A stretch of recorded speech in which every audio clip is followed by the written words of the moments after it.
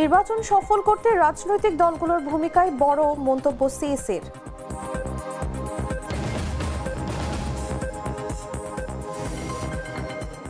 আসন্ন ত্রয়োদশ জাতীয় সংসদ নির্বাচনে ডিসি এসপিদের লটারির মাধ্যমে বদলির দাবি জামায়াতের।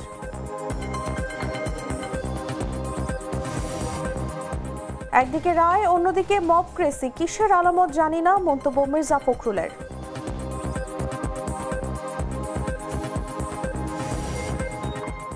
যুক্তরাষ্ট্রে $1 ট্রিলিয়ন বিনিয়োগের ঘোষণা সৌদি যুবরাজের।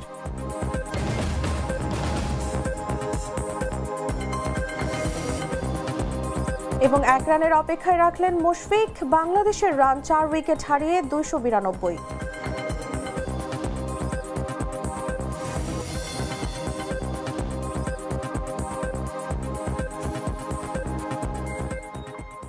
এতক্ষণ শুনছিলেন সংবাদ শিরোনাম। দর্শক, আমন্ত্রণ সন্ধ্যা 7টা নিউজে, সাথে আছি আমি তাসলিমা তিথি। রোজকার সাধারণ খাবার এখন হবে অসাধারণ। প্রাণ স্বাদের মশলা, স্বাদ বাড়ায়, ঘ্রাণ ছড়ায়। চলে যাচ্ছি পুরো খবরে। নির্বাচন সফল করার ক্ষেত্রে আইন শৃঙ্খলা বাহিনীর চেয়েও রাজনৈতিক দলগুলোর ভূমিকাকে সবচেয়ে বড় বলে মন্তব্য করেছেন প্রধান নির্বাচন কমিশনার এএমএম নাসির উদ্দিন। বুধবার রাজধানীর আগারগাঁওয়ে নির্বাচন ভবনে রাজনৈতিক দলগুলোর সঙ্গে সংলাপে এসব কথা বলেন তিনি। সিইসি জোর দিয়ে বলেন, নির্বাচনী আচরণবিধি প্রতিপালন অত্যন্ত গুরুত্বপূর্ণ। কমিশনের প্রত্যাশা, সব রাজনৈতিক দল নির্বাচনী আচরণবিধি পরিপালনে তাদের প্রতিশ্রুতি বজায় রাখবে। তিনি উল্লেখ করেন, সুষ্ঠু ও শান্তিপূর্ণ ভোটের জন্য আইনের শাসন প্রতিষ্ঠা জরুরি, যার প্রধান শর্ত আচরণবিধি মেনে চলা। শুধু নির্বাচন কমিশন একা নয়, আপনারা সবাই কিন্তু জাতির কাছে ওয়াদাবদ্ধ একটা সুন্দর, ক্রেডিবল, গ্রহণযোগ্য নির্বাচন নিশ্চিত করার জন্য আপনারাও ওয়াদাবদ্ধ। আমি কাউকে শুনি নাই যে আমরা একটা গ্রহণযোগ্য নির্বাচন চাই না, এমন কোনো বক্তব্য কোনো রাজনৈতিক দল দেয় না। সবাই কিন্তু একটা সুন্দর, গ্রহণযোগ্য, একটা ক্রেডিবল নির্বাচনের জন্য জাতির কাছে ওয়াদা দিয়েছেন এবং সবাই বক্তব্য বিবৃতিতে। এটাই স্বাভাবিক। আপনারা তো দেশের জন্য রাজনীতি করেন, দেশের কথা ভাবেন, দেশের মঙ্গল কামনা করেন, এই বিশ্বাস আমাদের আছে। তো আমরাও জাতির কাছে ওয়াদা দিয়েছি, আমাদের মাননীয় প্রধান উপদেষ্টাও ওয়াদা দিয়েছেন। তো সবাই মিলে, there is a convergence in the objectives around the national election. সুতরাং আমাদের উদ্দেশ্য, লক্ষ্য কিন্তু এক। আসন্ন ত্রয়োদশ জাতীয় সংসদ নির্বাচনে লটারির মাধ্যমে জেলা প্রশাসক, পুলিশ সুপার বদলির দাবি জানিয়েছে বাংলাদেশ জামায়াত ইসলামী। বুধবার রাজধানীর আগারগাঁওয়ের নির্বাচন ভবনে রাজনৈতিক দলগুলোর সঙ্গে সংলাপে এসব কথা বলেন দলটির সেক্রেটারি জেনারেল অধ্যাপক মিয়া গোলাম পরওয়ার। এ সময় প্রধান নির্বাচন কমিশনার এএমএম নাসির উদ্দিন সহ অন্যান্য কমিশনার উপস্থিত ছিলেন। গোলাম পরওয়ার বলেন, 1 সপ্তাহের মধ্যে অনেককে রদবদল করা হয়েছে। এটার পেছনে মনে হয় যেন কোনো একটা ডিজাইন, একটা উদ্দেশ্য আছে। তফসিল ঘোষণার পর প্রশাসনের সব ক্ষমতা ইসির হাতে আসে। বাংলাদেশ জামায়াত ইসলামীর সেক্রেটারি জেনারেল আরও বলেন, ত্রয়োদশ জাতীয় সংসদ নির্বাচনের সঙ্গে কিন্তু জুলাই সনদ এবং গণভোট, এই দুটো প্রশ্ন খুবই প্রাসঙ্গিক। লটারির মাধ্যমে ট্রান্সফার করে দেওয়া, যার যেখানে তকদিরে আছে সে চলে যাবে, এটা নিয়ে কোনো কোশ্চেন থাকে না।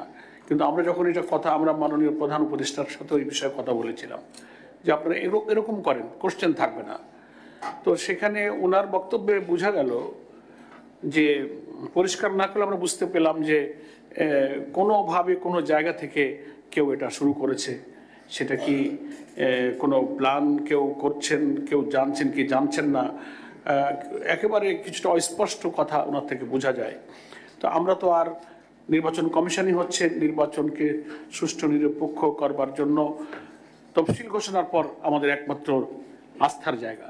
সেখানে আমরা একটু আপনাদের দৃষ্টি আকর্ষণ করলাম যে একটা চেঞ্জ। আমি ইতিপূর্বে 2-1টা ইলেকশন কমিশনের সময় দেখেছি যে তফসিল ঘোষণার পরই একদিনে, এক রাতে সব ডিসি, এসপি, পুলিশ সুপারদেরকে রদবদলের ঘটনা ঘটেছে, যাতে কিন্তু আস্থা রেখেছে, কমপ্লেন ছিল না। এরকম একটা সিদ্ধান্ত না নিলে এখন যা হচ্ছে, এটা কিন্তু একটা পরিকল্পিত একটা ইন্টেনশনে এটা কিন্তু করা হচ্ছে। এটা আমরা আবারও একটু গুরুত্বের জন্য আমি যোগ করলাম। আন্তর্জাতিক অপরাধ ট্রাইব্যুনালে প্রদত্ত মানবতা বিরোধী অপরাধের রায়ের গুরুত্ব কমিয়ে দিতে একটি বিশেষ মহল সচেতনভাবে ভিন্ন খাতে দৃষ্টি সরানোর চেষ্টা করছে বলে অভিযোগ করেছেন বিএনপির মহাসচিব মির্জা ফখরুল ইসলাম আলমগীর। তিনি বলেন, আন্তর্জাতিক অপরাধ ট্রাইব্যুনালে যখন মানবতা বিরোধী অপরাধের দায়ে ফ্যাসিস্ট শেখ হাসিনার রায় দেয়া হচ্ছে, অন্যদিকে ভায়োলেন্স তৈরি করা হচ্ছে। এটা কিসের আলামত জানি না। আমার মনে হয় ওই রায়ের গুরুত্ব কমিয়ে দিতে বিশেষ একটি মহল ভিন্ন দিকে দৃষ্টি দিতে কাজ করছে। রাজনৈতিক দলগুলোকে বিষয়টি খতিয়ে দেখতে হবে। বুধবার দুপুরে রাজধানীর গুলশানের একটি হোটেলে ২৪-এর গণ অভ্যুত্থানে বিএনপি শীর্ষক বইয়ের মোড়ক উন্মোচন এবং ডকুমেন্টারি প্রদর্শনীতে তিনি এসব কথা বলেন।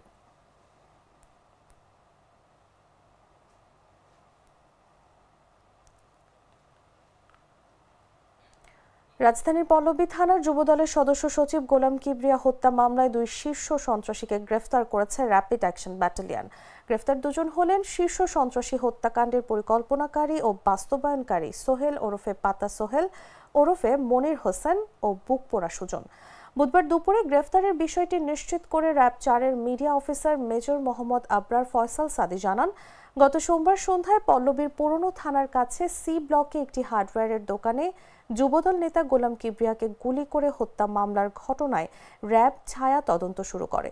তদন্তে হত্যাকাণ্ডের পরিকল্পনাকারী সোহেল ওরফে পাতা সোহেল ওরফে মনির হোসেন ও বুকপোড়া সুজনকে গ্রেফতার করা হয়েছে।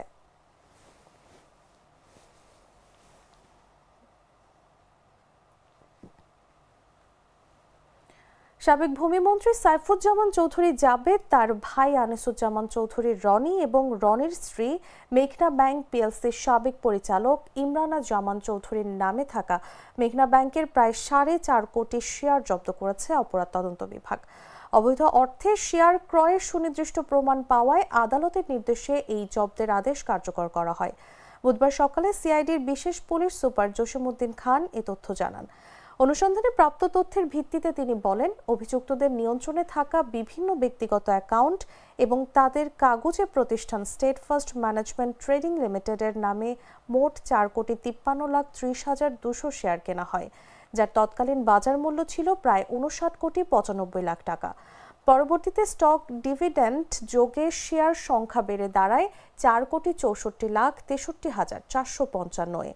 সিআইডির প্রাথমিক তদন্তে আরও জানা যায়, অভিযুক্তরা দীর্ঘদিন ধরে চাঁদাবাজি, জালিয়াতি ও সংঘবদ্ধ অপরাধের মাধ্যমে বিপুল পরিমাণ অবৈধ অর্থ সংগ্রহ করে আসছিলেন।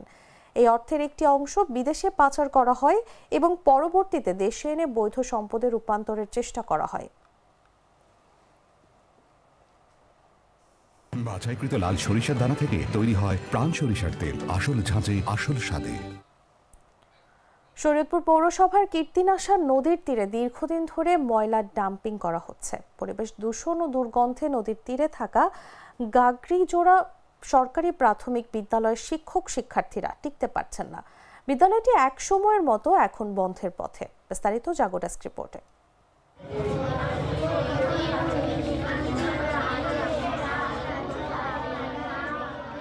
এক দশকেরও বেশি সময় ধরে কীর্তিনাশা নদীর তীরে ময়লা ডাম্পিং করা হচ্ছে। দীর্ঘদিন ধরে আবর্জনার কারণে দুর্গন্ধে অসহনীয় হয়ে উঠেছে আশেপাশের পরিবেশ।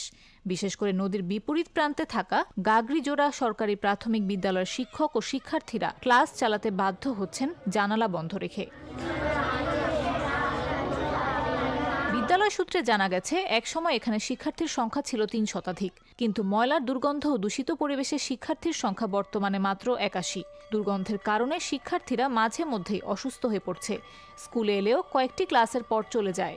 যে ময়লা যে ফালাইতেছে, এই দীর্ঘদিন ধরে এই ময়লায় দুর্গন্ধ এবং খারাপ গন্ধ ঠন্ধ আহে, এবং এই যে বৃষ্টির দিনে এই যে নদীতে এই ময়লার আবর্জনা সব নদীতে আহে, তখন আমাদের গোসল করতে সমস্যা হয়। আমরা গোসল করি, অজু বানাই, তারপর এই পানি নিয়ে আমরা পাক ঠাক করি।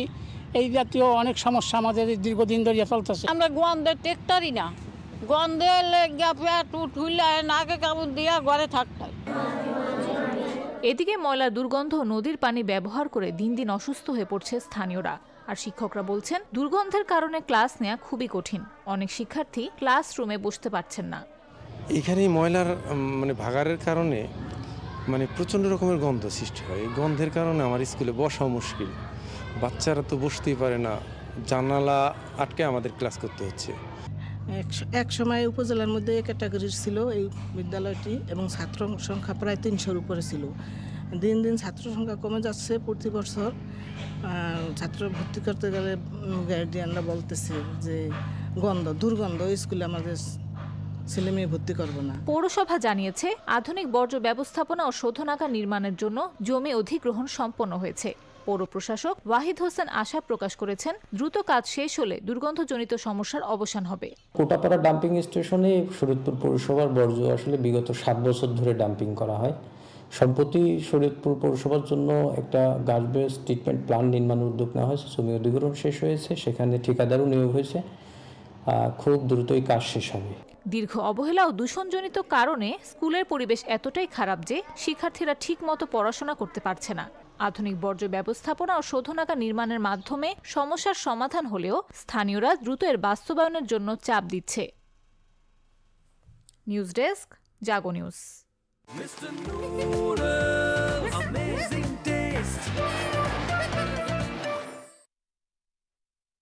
আন্তর্জাতিক সংবাদ।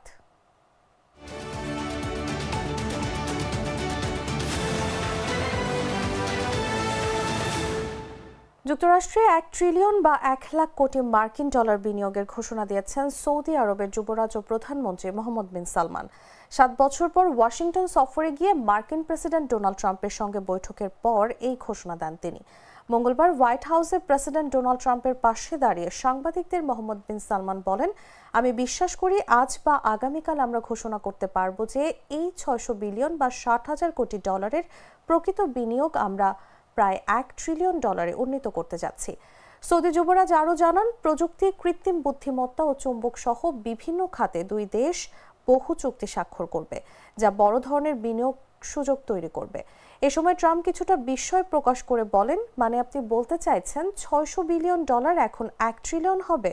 জবাবে এমবিএস বলেন, হ্যাঁ, কারণ আজ যে চুক্তিগুলো আমরা করছি সেগুলোই এ বিনিয়োগের আকার বাড়াতে সাহায্য করবে।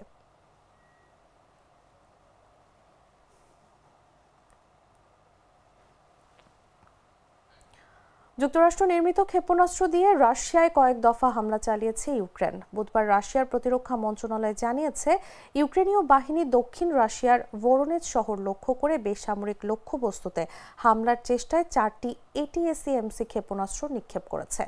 মঙ্গলবার ইউক্রেনের সামরিক বাহিনী জানিয়েছে, তারা যুক্তরাষ্ট্রের সরবরাহকৃত এটিএসএমসি ক্ষেপণাস্ত্র দিয়ে রাশিয়ার সামরিক লক্ষ্যবস্তুতে আক্রমণ করেছে।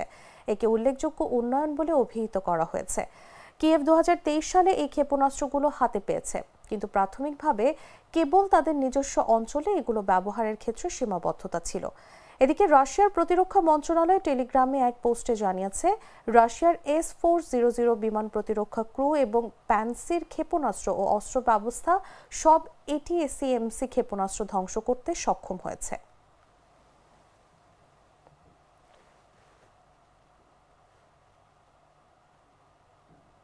সংবাদ শেষ করব খেলার খবর জানিয়ে।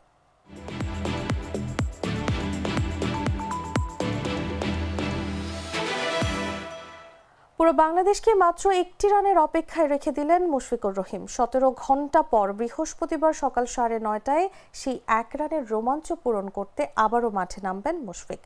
যদি নার্ভাস 90s-এ ভুগতে না থাকেন বাংলাদেশের মিস্টার ডিপেন্ডেবল, তাহলে হয়তো মিরপুর টেস্টের দ্বিতীয় দিনের প্রথম ওভারেই 100তম টেস্টে গৌরবময় সেঞ্চুরিটি করে ফেলবেন তিনি। তার আগে দিনের শেষ ওভারেও কাঙ্ক্ষিত সেঞ্চুরিটি পূরণ করতে পারলেন না মুশফিক। 99 রানে থেকে গেলেন অপরাজিত।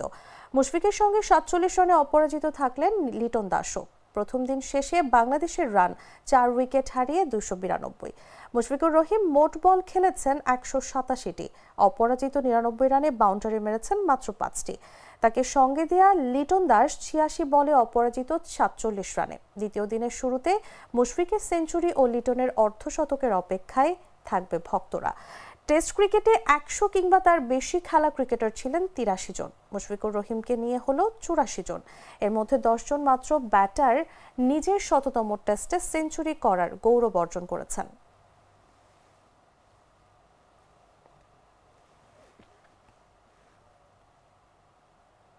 দর্শক, সংবাদ শেষ করার আগে শিরোনামগুলো জানিয়ে দিচ্ছি আরও একবার।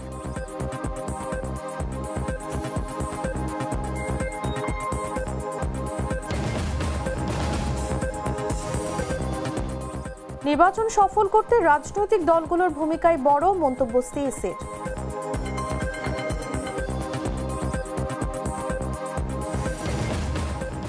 ডিসিএসপিদের লটারির মাধ্যমে বদলির দাবি জামায়াতের।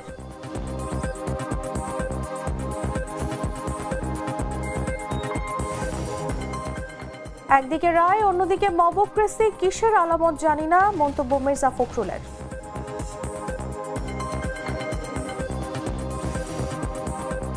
যুক্তরাষ্ট্রে $1 ট্রিলিয়ন বিনিয়োগের ঘোষণা সৌদি যুবরাজের।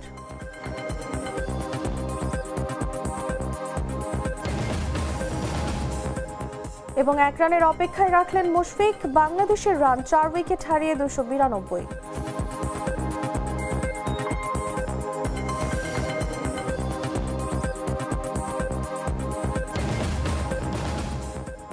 দর্শক, এই ছিল এখনকার মতো। প্রতি মুহূর্তে সর্বশেষ খবর জানতে ভিজিট করুন jagonews24.com। ফলো করুন আমাদের ভেরিফাইড ফেসবুক পেজ এবং সাবস্ক্রাইব করুন জাগো নিউজের ইউটিউব চ্যানেল। ধন্যবাদ সবাইকে।